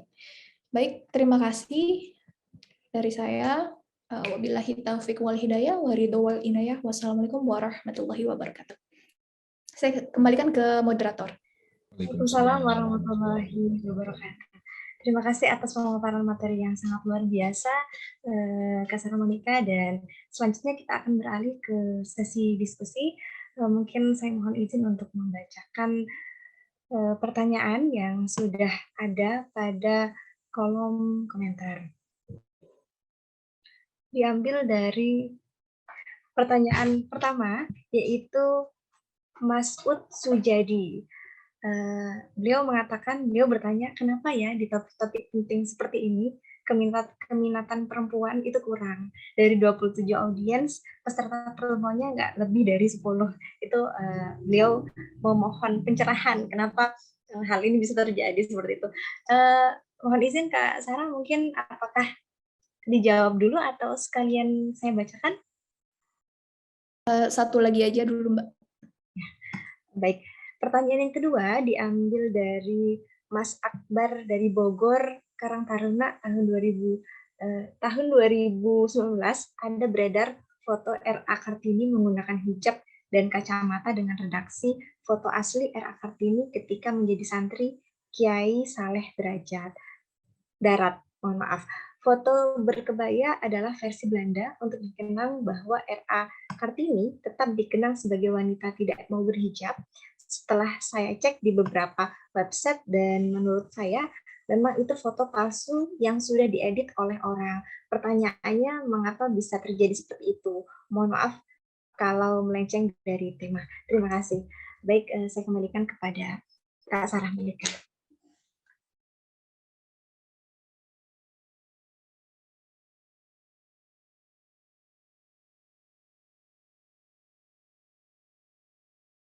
Mungkin kurang masif untuk distribusi posternya. Saya husnuzonnya seperti itu. Karena saya pikir memang banyak sekali ya, terutama karena ini bulan Kartini, jadi banyak sekali kegiatan-kegiatan yang dilangsungkan dengan tema-tema Kartini, dan kita berpositif thinkingnya bahwa mereka sedang mengikuti diskusi-diskusi dari forum yang lain gitu ya. Kemudian pertanyaan kedua yang mengenai foto berhijab, ya berhijab dan berkacamata, itu saya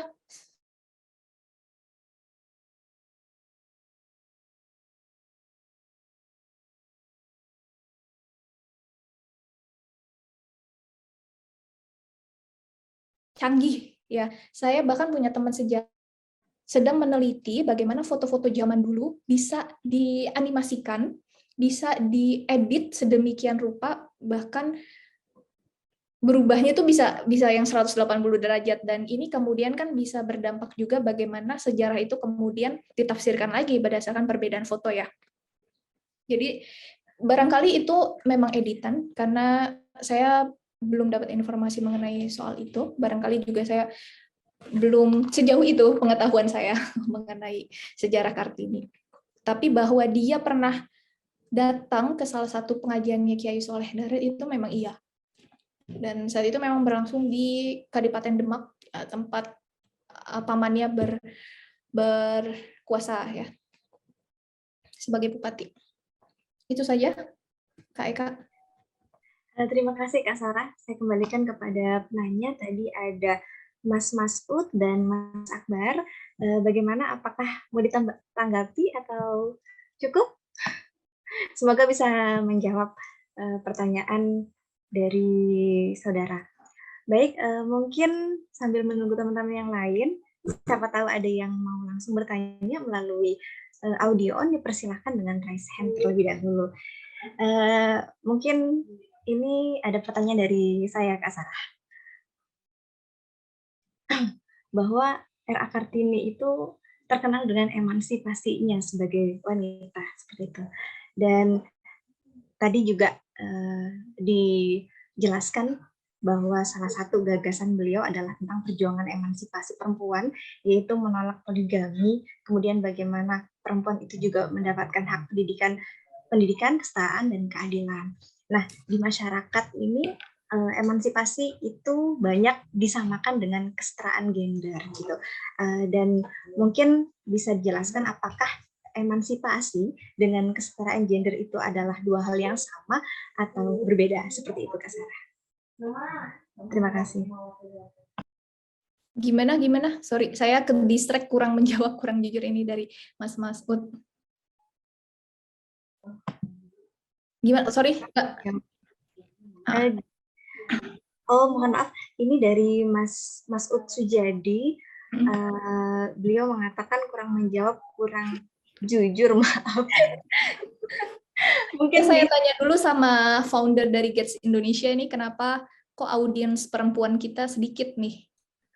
Baik. Mungkin jawabannya lebih jujur kalau dari Mas Indra. Ya, terima kasih Mbak Sarah. Waktu dapat ketik itu sama saya kayak Mbak Sarah. Jawabannya adalah ini hari Kartini dan tanggal 21 April itu adalah tepat hari lahirnya juga kan, sangat bertepatan. Hanya saja kayak misalkan kami juga melempar di grup yang sudah tergabung di grup Seluruh Nusantara, itu ada total 120 orang kurang lebihnya. Itu memang responnya itu tidak begitu banyak tuh. Nah, tapi saya nggak mau berseuzon dalam artian kenapa nih nggak ikut. Hanya saja ada di masyarakat kita, saya bicara jujur ya, di masyarakat kita tuh seringkali perempuan itu dilihat sebelah. Padahal kalau kita bicara mau itu di kehidupan di rumah, di perusahaan, perempuan yang kebanyakan menjadi ujung tombak bahwa adanya kehidupan dan warna dalam sebuah perusahaan ataupun organisasi di situ. Nah, ini nih yang masih banyak belum diketahui, Mbak Sarah. Makanya salah satu goals dari Seluruh Nusantara ini nanti di akhir kegiatan Seluruh Nusantara akhir tahun, sebelum masuk ke edisi yang kedua, kami berencana Gates Indonesia ini ingin memperkenalkan nggak hanya sekedar materi, tapi juga kita akan mempraktikkan apa sih sebenarnya yang kita nyalakan dari narasi Nusantara itu. Nggak cuma ketokohan, tapi juga nilai-nilai, kualitas diri, karakter, hal-hal mungkin yang selama ini terpendam, ini akan kita munculkan. Semoga ini bisa jadi wasilah juga untuk kita pendalaman tokohnya itu lebih dapat tuh. Dan kebanyakan masyarakat kita tuh hanya lihat apa sih materi gini gitu, cuman nyanyian SD gitu kan, ibu kita Kartini, hanya itu aja gitu. Tapi pemaknaannya itu nggak benar-benar dapat gitu. Sementara pemaknaan dari seorang perempuan ketika kita ini bisa menyalakan apinya mulai dari di rumah, di lingkungan masyarakat, lingkungan kerja, atau mungkin lingkungan global, dalam artian di sini bisa menjadi sebuah titik baru atau peradaban baru di dunia, ini akan menjadi sebuah cahaya yang baru, yang terang untuk kita semua. Makanya saya fokus sama program dari Gates Indonesia sendiri bahwa Kartini harus dimasukkan. Dan ini serius, jangan cuma laki-laki aja yang dimajuin gitu, tapi yang perempuan ini justru adalah ya mata runcing dari sebuah tombak menurut saya. Kalau misalkan laki-laki itu adalah tombak, ya matanya, runcingnya sebuah tombak itu adalah perempuan. Ya, ya itu yang saya yakini Mbak Sarah gitu kan, dan teman-teman semua mungkin juga itu juga bagian dari koreksi untuk kami nanti untuk masifkan iklan ya untuk kegiatan supaya bisa lebih banyak lagi yang ikut. Tapi alhamdulillah kami punya semua platform media dan semuanya sudah di-share gitu kan, bahkan juga intens untuk update gitu, dan ya memang berpositif aja kayak Mbak Sarah, biar vibrasinya terus dalam kondisi kesadaran. Itu aja. Makasih Mbak Sarah, teman-teman. Terima kasih Mas Indra. Ya, tapi kalau saya sebenarnya jujur dari tadi jawabnya. Cuman kalau emang mau lebih jujur, jadi pengalaman saya berdiskusi pun itu memang didominasi oleh laki-laki. Saya hampir selalu menjadi minoritas di forum-forum diskusi gitu ya, yang sifatnya informal maupun formal. Kenapa? Nah, ini juga jadi pertanyaan, apakah memang perempuan-perempuan kita belum ter-enlightenment kah? Tercerahkan kah? Saya pikir tidak, tapi karena kita juga harus jujur ya, para laki-laki kita harus jujur bahwa perempuan itu lebih punya banyak burden di keluarga maupun di wilayah publik, apalagi karena memang dengan gerakan feminisme yang membawa kesetaraan bagi perempuan, perempuan juga akhirnya kan bekerja di luar rumah. Selain dia juga menjadi bertanggung jawab di dalam rumah. Artinya barangkali dengan kesibukan semacam itu menjadi kurang bisa memanfaatkan waktunya untuk mengikuti forum-forum diskusi. Itu, terima kasih Mas Masud. Mbak Eka, sorry, boleh diulang sekali lagi nggak pertanyaannya? Baik, terima kasih. Oh, ini ada tanggapan dari Mas Masud. Nah, itu baru jujur, Gut. Terima kasih Mas Masud. Dan semoga bisa jadi evaluasi juga bagi kami untuk terus semangat dalam menggalakkan sunnah pesantren. Nah, mungkin saya mohon izin untuk mengulang pertanyaan saya, di mana dari gagasan yang tadi sudah dijelaskan bahwa RA Kartini salah satunya adalah dengan emansipasi perempuan seperti itu, yaitu menolak poligami, kemudian juga bagaimana perempuan bisa mendapatkan hak pendidikan, kemudian kesetaraan dan keadilan seperti itu. Nah, di masyarakat kita banyak berpendapat bahwa emansipasi itu sama dengan kesetaraan gender kayak gitu. Nah, apakah itu adalah dua hal yang sama atau sebenarnya emansipasi dengan kesetaraan itu adalah dua hal yang berbeda? Kalau dilihat dari gagasan RA Kartini. Mohon izin, itulah pertanyaan saya, Kak Sarah. Ya. Baik, Kak Eka. Jadi kalau emansipasi itu kan memang berdasarkan prinsip kesetaraan ya.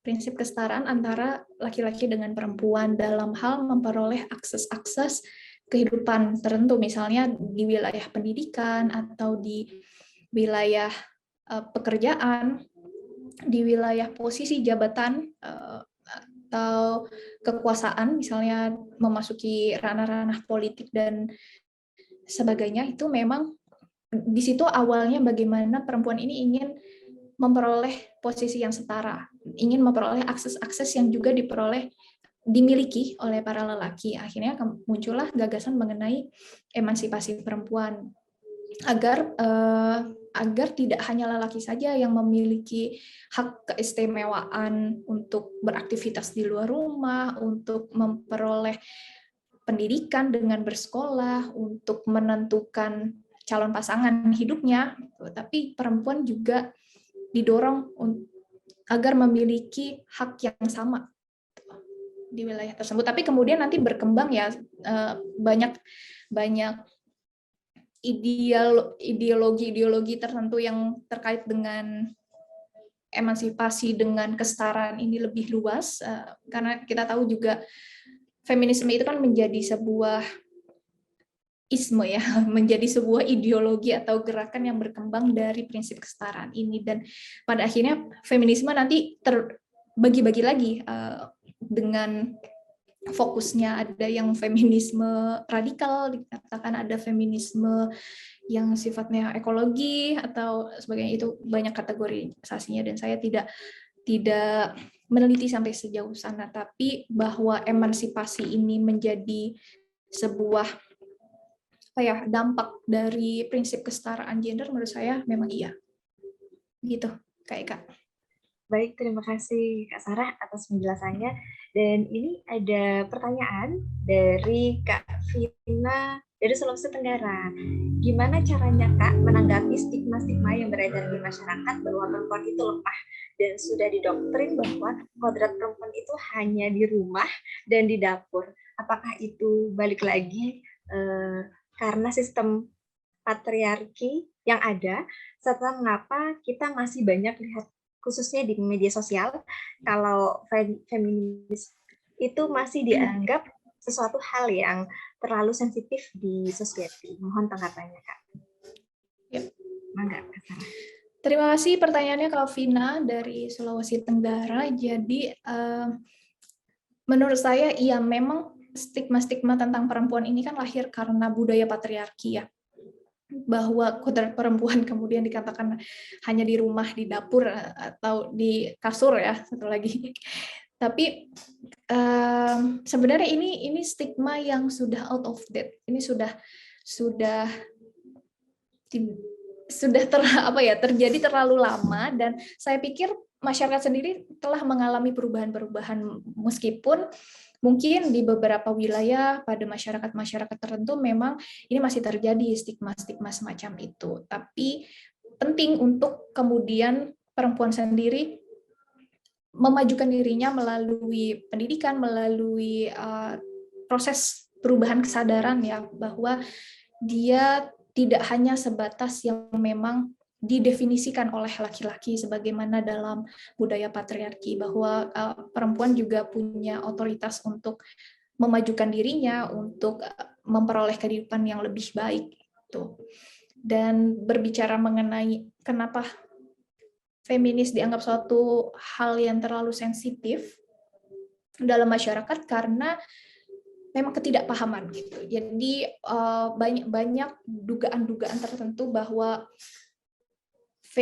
feminisme itu adalah gagasan-gagasan liberal yang tidak sesuai dengan norma-norma budaya atau tidak sesuai dengan nilai-nilai agama, dan banyak tuduhan-tuduhan semacam itu.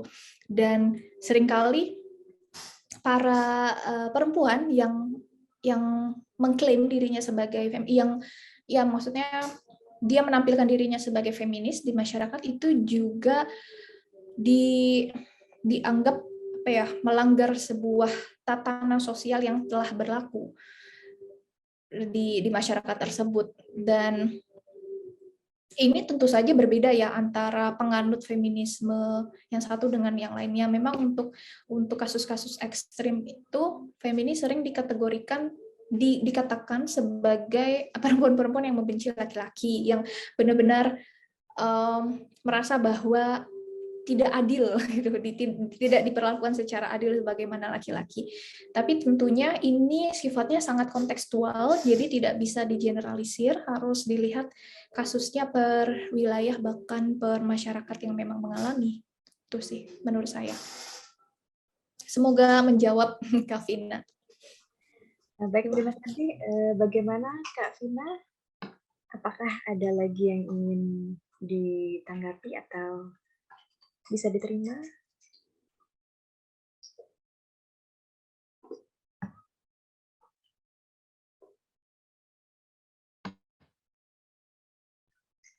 Mungkin sambil menunggu tanggapan Kak Vina, ada lagi pertanyaan dari Kak Haikal. Kak Sarah, mohon izin untuk membacakan. Kenapa RA Kartini cuma memperjuangkan sekolah perempuan untuk memperjuangkan emansipasi, bukankah laki-laki lah yang tidak paham dan kurang sadar akan emansipasi perempuan? Mungkin mohon penjelasannya, Kak Sarah. Pertanyaannya bagus banget, Mas Haikal. Iya, memang karena Kartini ini kan berangkat dari pengalamannya sendiri, bagaimana dia didiskriminasi dalam masyarakat feodal Jawa, di keluarganya sendiri, tapi dia beruntung karena berasal dari keluarga bangsawan, artinya dia masih punya akses untuk menikmati pendidikan tersebut. Tapi dia melihat fenomena dan fakta yang ada dalam masyarakatnya bahwa perempuan ini benar-benar dilarang untuk memperoleh akses pendidikan. Yang laki-laki masih mungkin kalau memang dia bangsawan. Tapi memang saat itu Kartini berfokus pada sekolah bagi perempuan. Karena memang ini yang dicita-citakan dia ya, dengan berdialog juga dengan saudari-saudarinya seperti Kardah dan Rukmini. Tapi bahwa memang pada perkembangannya kritik terhadap pelaku atau pejuang kesetaraan gender ini sampai sekarang ya, saya juga melihat laki-laki itu dilibatkan. Kenapa? Karena memang tidak hanya perempuan nih yang mengalami diskriminasi. Laki-laki mungkin tidak didiskriminasi sebesar perempuan, tapi laki-laki juga perlu dikasih pemahaman bahwa perempuan itu tidak bisa atau tidak boleh didiskriminasi. Yang sekarang saya melihat untuk proses-proses perubahan kesadaran terkait dengan kesetaraan gender atau pemikiran feminisme itu memang sudah melibatkan perempuan, dan di masa Kartini barangkali itu belum sampai ke sana. Itu, tapi di luar itu Kartini tetap memperjuangkan bahwa rakyat Indonesia, rakyat Hindia Belanda secara umum itu memang berhak untuk memperoleh kehidupan yang lebih layak. Salah satunya pendidikan. Oh ya, jadi ketika Kartini dia dikasih beasiswa untuk sekolah ke Belanda, itu kemudian dia menolak karena dia melihat proses perjodohan atau pernikahannya ini tidak bisa dibatalkan. Dan sebagai gantinya dia menawarkan beasiswa tersebut untuk diberikan kepada Agus Salim. Jadi tokoh nasional yang berasal dari Bukit Tinggi Sumatera Barat itu dia sebenarnya tidak kenal dengan Agus Salim, tapi beberapa kali membaca tulisan-tulisannya dan melihat Agus Salim yang beberapa tahun lebih muda dari Kartini ini punya potensi dan pastinya akan berkontribusi pada perubahan peradaban di Hindia Belanda. Jadi kemudian beasiswanya dia tuh dikasihkan ke Agus Salim. Saya pikir itu salah satu kontribusi yang dia lihat bahwa tidak hanya perempuan aja yang berhak beroleh pendidikan gratis, tapi laki-laki juga. Terima kasih Kak Eka, itu jawaban dari saya. Terima kasih Kak Sarah. Bagaimana Kak Hikal? Apakah mau ditanggapi atau seperti apa? Ini ada, terima kasih Mbak, katanya seperti itu Kak Sarah.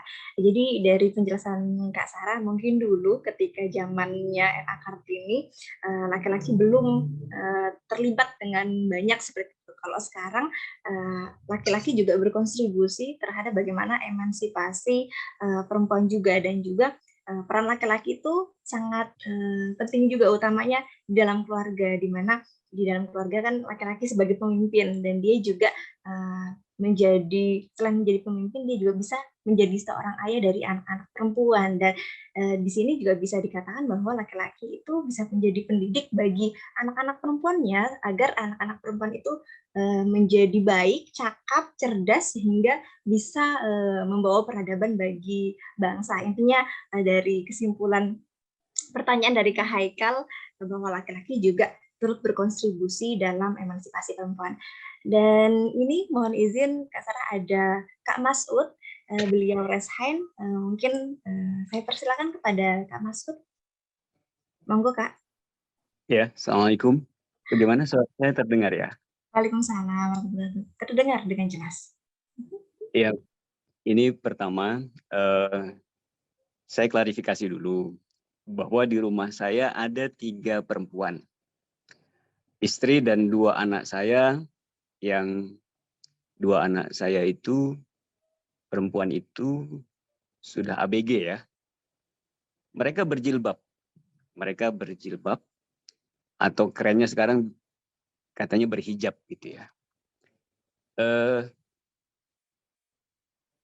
Yang tadi saya maksud bahwa di forum yang penting seperti ini, bahkan topiknya adalah topik kekartinian, ini juga merupakan satu gambaran bahwa sebenarnya secara umum budaya literasi kita nggak perempuan, nggak laki-laki itu kurang.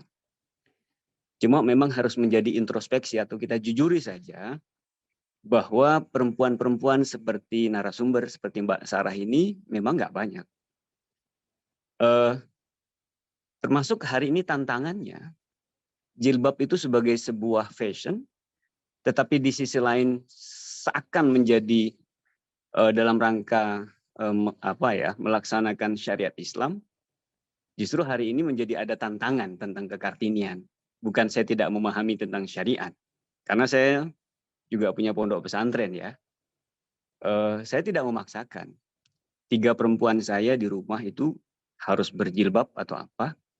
Tetapi pada saat bersamaan ada pihak lain yang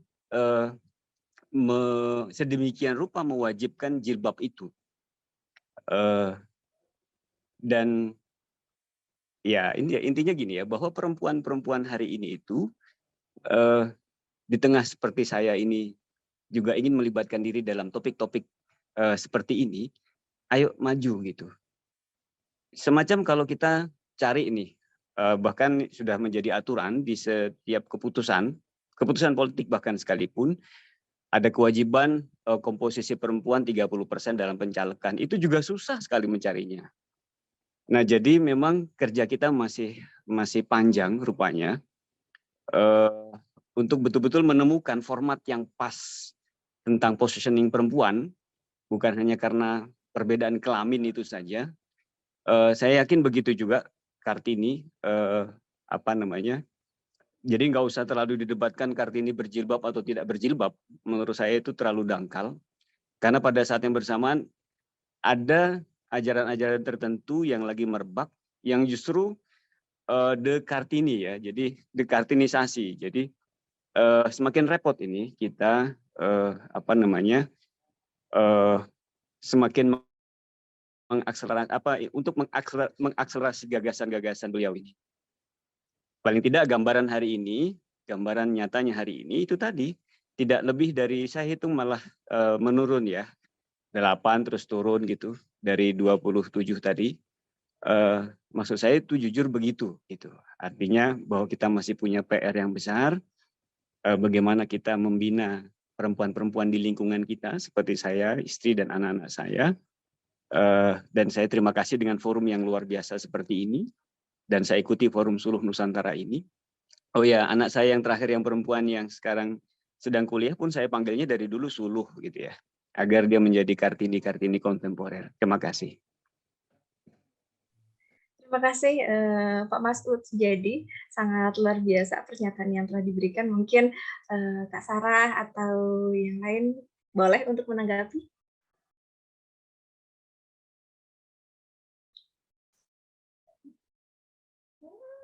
Bagaimana Kak Sarah mungkin mau menanggapi?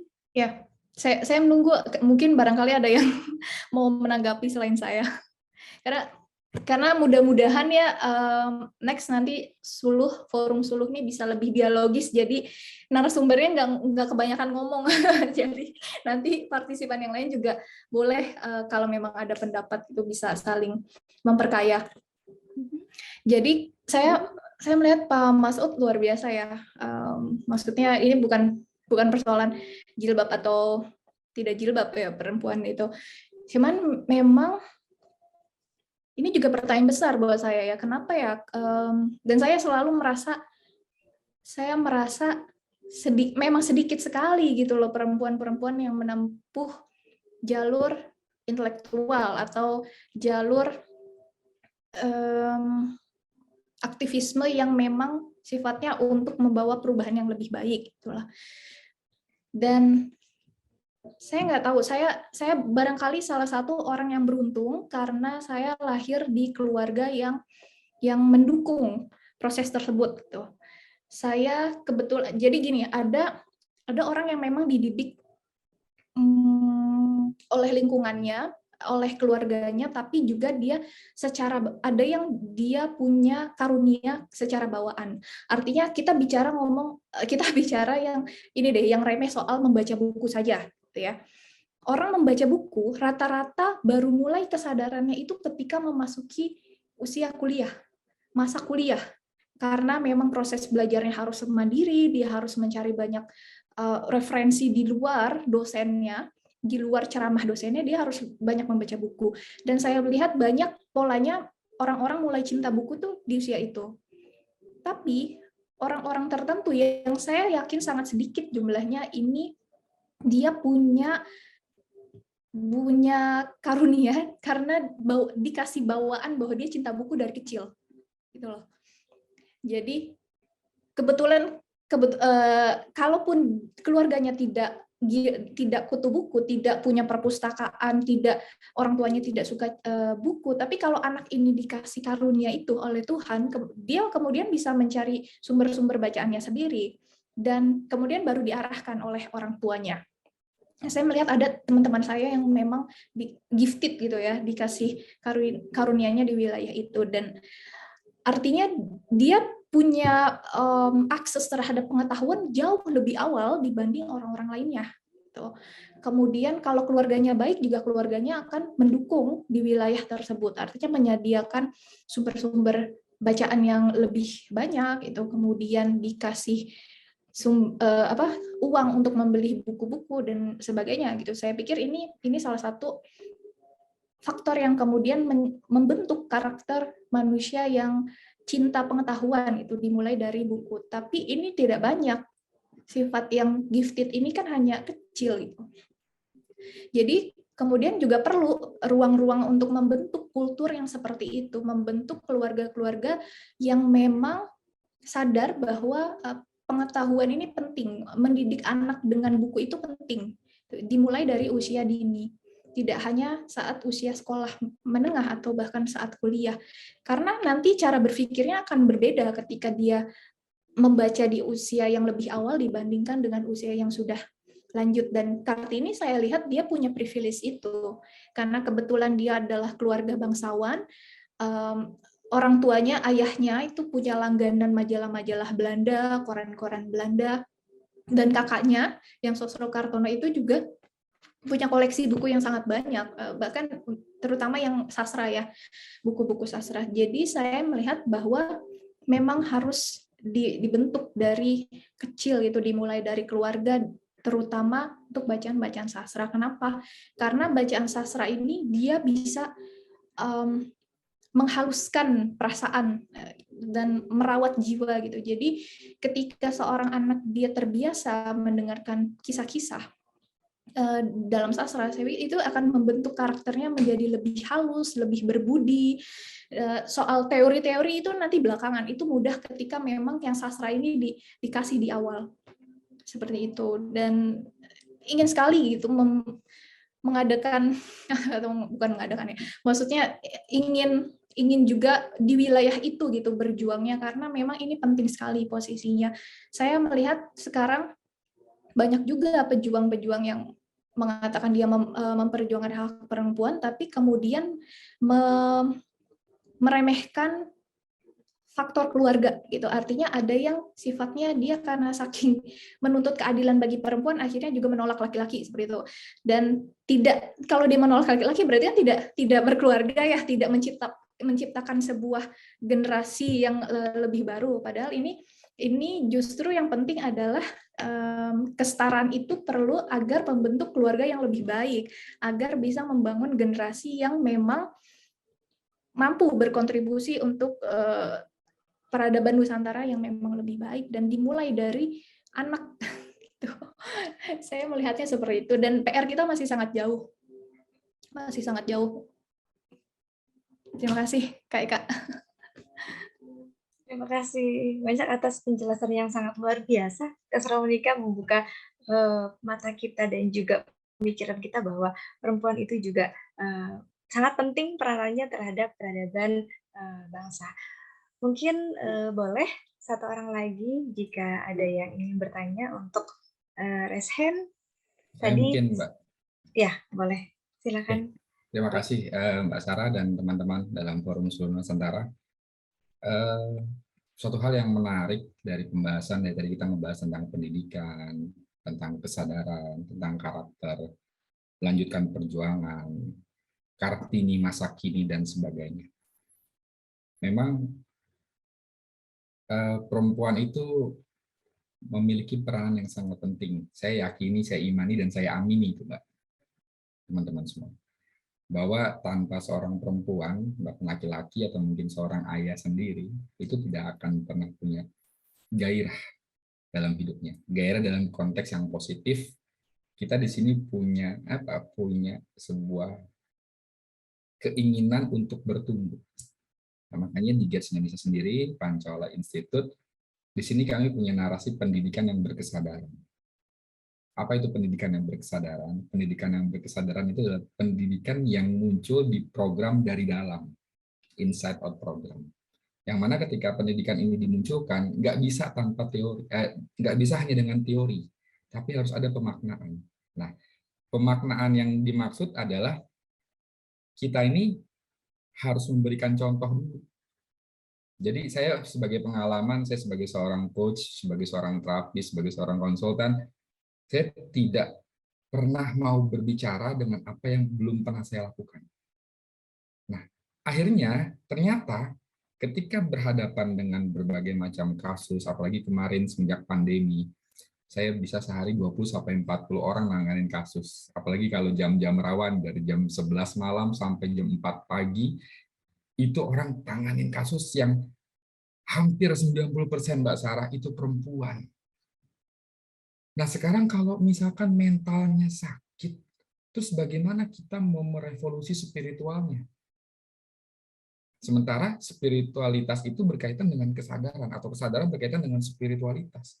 Nah, sekarang bab di mentalnya aja ini belum sembuh, belum baik. Makanya saya lebih condong kepada bagaimana caranya kita ini bisa andil, khususnya saya sebagai founder dan GETS Indonesia sendiri, menginisiasi gimana caranya kita benar-benar terjun, kita benar-benar andil untuk sehatkan. Kita bangun jiwanya, kita bangun raganya, kita bangun mentalnya, kita aktifkan spiritualnya.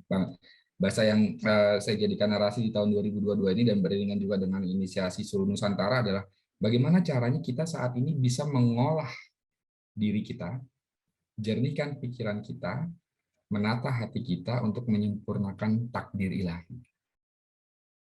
Karena fitrahnya manusia itu bahagia, sehat, sukses, berkah, mulia. Hanya saja apa nih daya pacunya gitu, daya dorongnya apa nih? Nah, program Seluruh Nusantara, saya berharap dengan para pemateri yang hadir dalam program Seluruh Nusantara ini, termasuk Mbak Sarah ya, dari sosok perempuan yang menginspirasi saya hari ini, dan teman-teman semua yang hadir, ini akan bisa meneruskan perjuangan. Bukan hanya perjuangan Kartini, tapi perjuangan perempuan untuk melahirkan peradaban, untuk melahirkan pendidikan yang berkesadaran, untuk menjadi manusia dengan revolusi spiritualnya. Jadi sekarang tagline kami revolusi spiritual, Mbak, karena mentalnya udah kena gara-gara sudah direvolusi. Jadi sekarang kita harus revolusi spiritualnya, kesadarannya. Kalau revolusi spiritualnya sudah kita bangkitkan, mentalnya, intelektualnya ngikut nanti. Ya, itu Mbak mungkin yang bisa saya tambahkan. Terima kasih Mbak Sarah dan teman-teman semua. Semoga program Seluruh Nusantara ke depan dengan saran-saran yang membangun tadi juga dari Mbak Sarah lebih aktif ya dalam forum ini dan bisa membuka informasi-informasi yang baru, tapi bukan hanya sebagai tontonan, yang terutama adalah menjadi tuntunan. Karena ini kita penting banget hal ini. Itu aja. Terima kasih, baik Mbak Sarah. Terima kasih atas pernyataannya yang sangat luar biasa, Coach Indra, dan saat ini sudah berada di penghujung acara. Para hadirin yang berbahagia, alhamdulillah rangkaian diskusi kita pada malam hari ini sudah terlaksana dengan baik. Kita sudah mendapatkan pemaparan materi yang luar biasa dari narasumber kita mengenai bagaimana menghidupkan Kartini, khususnya untuk para perempuan-perempuan Indonesia, sehingga lentera peradaban dapat berkobar. Mudah-mudahan materi yang sudah disampaikan oleh pemateri kita pada malam hari ini bermanfaat, dan buat kita semua, terkhusus pada para perempuan-perempuan Indonesia, untuk tergerak hati dan juga langkahnya membuat peradaban Indonesia semakin baik ke depannya. Sebelum saya akhiri, mohon kepada pemateri, Kak Sarah Monika, untuk memberikan closing statement.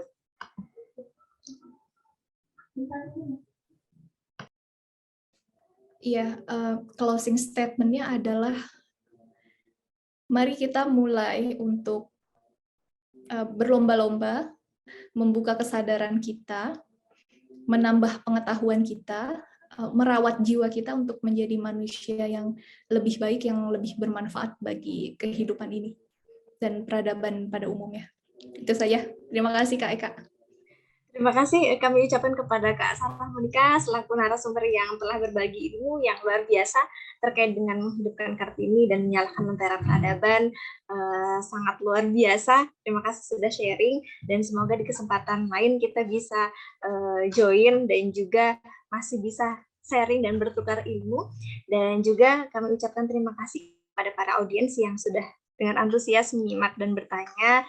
Dan terakhir, sebagai penutup, saya akan mengambil sebuah kutipan dari pemaparan narasumber bahwa perempuan sebagai kunci peradaban yang bermula dari lingkup keluarga. Nah, perempuan adalah pembawa peradaban, terutama dan pertama bagi peradaban, berilah pelajaran dan didiklah para perempuan, karena dari sinilah peradaban bangsa dimulai. Jadikanlah mereka sebagai perempuan yang cakap, cerdas, dan baik, maka mereka akan menyebarluaskan peradaban di antara bangsanya. Saya Eka, terima kasih. Wassalamualaikum warahmatullahi wabarakatuh. Saya kembalikan kepada pembawa acara. Waalaikumsalam warahmatullahi wabarakatuh. Dan terima kasih. Alhamdulillah, rangkaian acara demi acara telah kita lalui dan sangat luar biasa sekali. Namun yang terpenting adalah semoga dari akhir diskusi ini, setelah diskusi ini adalah actionnya.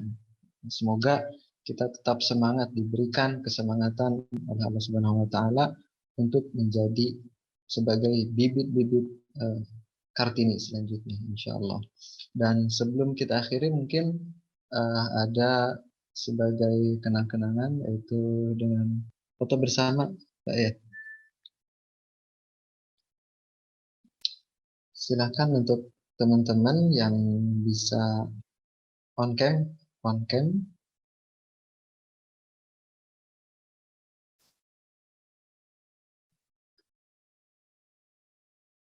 Siap. Kepada operator untuk bisa mengambil gambar. Baik, teman-teman bisa berikan senyum terbaik. 1, 2, 3. Oke, sudah. Alhamdulillah, terima kasih untuk semuanya. Terima kasih juga Gates Indonesia, semoga maju selalu dan menjadi pelopor kebudayaan insya Allah. Dan kita akhiri dengan baik membaca alhamdulillah bersama-sama, alhamdulillahirabbil alamin. Sekian dari kami, mohon maaf kurang lebih. Wassalamualaikum warahmatullahi wabarakatuh. Waalaikumsalam warahmatullahi wabarakatuh. Terima kasih Mbak Sarah, teman-teman. Terima kasih Pak Indra, Mas Farlan. Ya, Mas Farlan, terima kasih. Ya, dan teman-teman. Ada yang minta materi itu, Mas Farlan, nanti boleh dibantu. Nanti dikirim di grup mungkin. Oke, sip. Yuk, izin pamit ya. Oke, Mas Farlan, terima kasih. Sampai jumpa. Ya. Sampai jumpa. Assalamualaikum. Waalaikumsalam warahmatullahi wabarakatuh. Waalaikumsalam warahmatullahi wabarakatuh. Mas Farlan, stay di ruangan ya. Siap. Untuk materi nanti akan di-share teman-teman di grup setelah.